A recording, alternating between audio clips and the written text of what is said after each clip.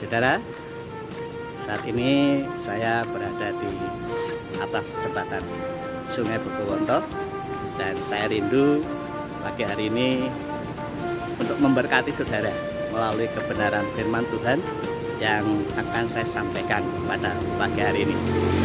Sebelumnya saya ingin mengajak Bapak Ibu Saudara untuk menyaksikan, untuk melihat panorama yang ada di daerah sekitar Sungai Bogowonto. Ya, saudara, di sini sedang ada perbaikan pengecetan di jembatan yang baru di sebelah kiri saya. Bapak Ibu Saudara bisa melihat. Kemudian di sebelah barat Sungai Bogowonto nampaklah jembatan kereta api. Sangat indah sekali pemandangannya dan sangat memberkati kita semuanya. Bagaimana Tuhan menciptakan panorama daerah Bagelen yang dibelah oleh Sungai Bogowonto. Saudara, kemudian Bapak Ibu Saudara bisa melihat itu jembatan yang baru. Kiranya Bapak Ibu Saudara yang belum pernah datang ke daerah Bagelen, silahkan datang. Dan ketika Bapak Ibu Saudara berketepatan pada hari Minggu, silahkan bersama-sama beribadah di Gereja Baptis Indonesia Jenar. Tuhan memberkati kita semuanya. Haleluya.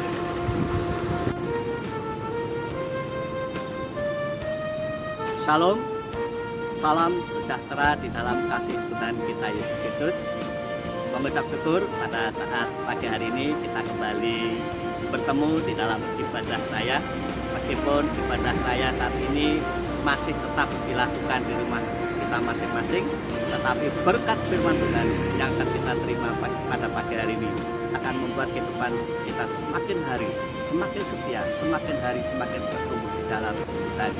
Bapak Ibu Saudara yang dikasihi oleh Tuhan, kebenaran firman Tuhan pada pagi hari ini saya sampaikan di atas jembatan Bogowonto, tepatnya di jembatan lama, dan di sebelah kiri saya Bapak Ibu Saudara bisa melihat jembatan yang baru.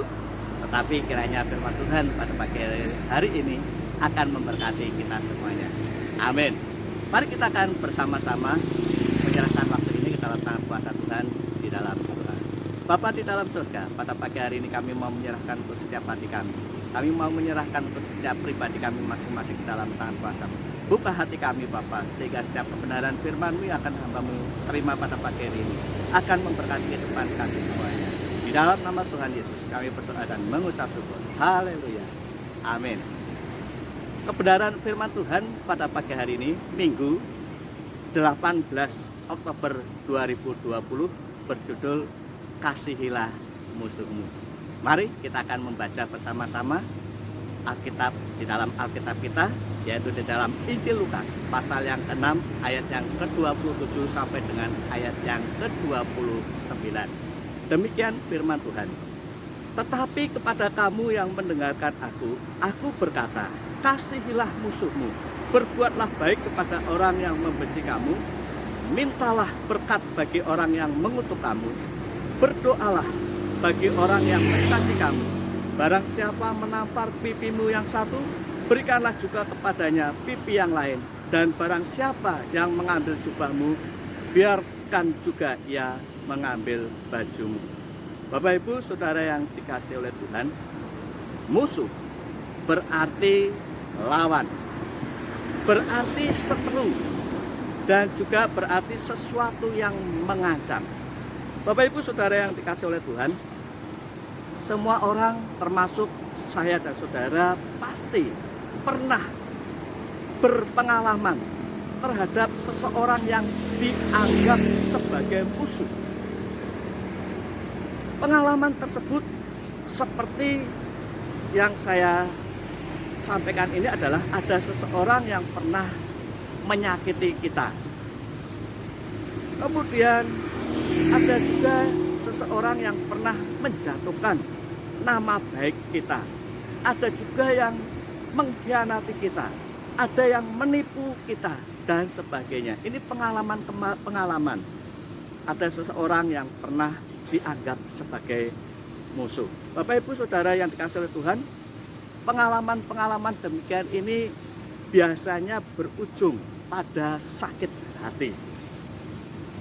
Kemudian jika sudah sampai kepada sakit hati, maka yang ada di dalam pikiran kita adalah ingin membalas perbuatannya. Saudara, sehingga hal ini menjadi dendam, menjadi kebencian, dan hal ini seringkali tidak bisa dihindarkan. Hal ini tidak bisa kita elakkan di dalam kehidupan kita. Dan kita sering mendengar ada beberapa ucapan yang sering keluar dari mulut beberapa orang, sehingga ada kata-kata yang terlontar, yaitu saya tidak akan bisa memaafkan Anda. Saya tidak bisa memaafkan setiap perbuatan-perbuatan Anda yang sudah menyakiti saya.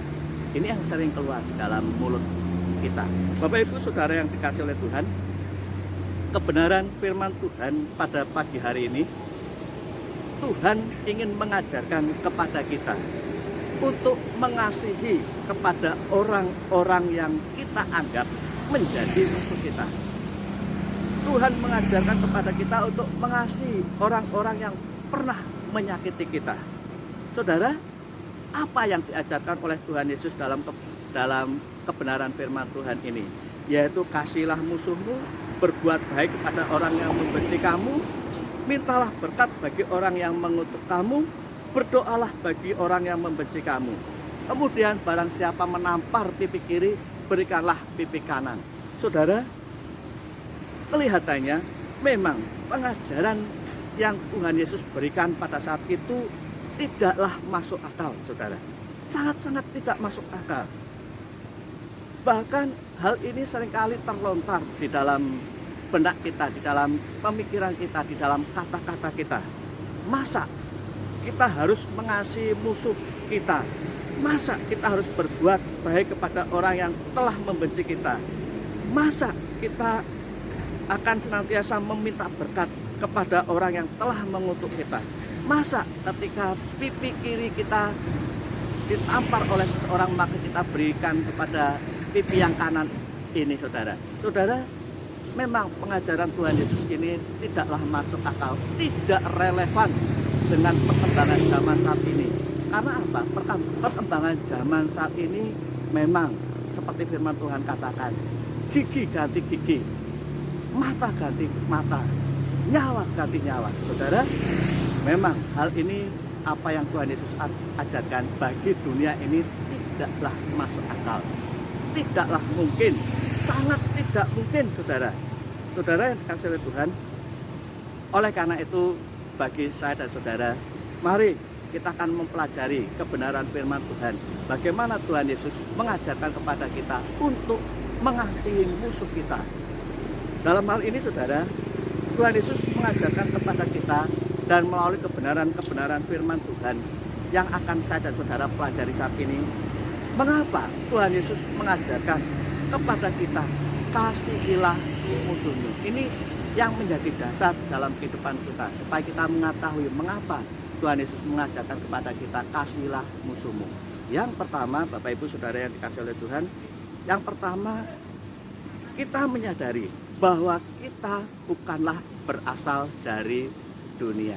Firman Tuhan menjelaskan kepada kita di dalam Yohanes pasal yang ke-15 ayat yang ke-19.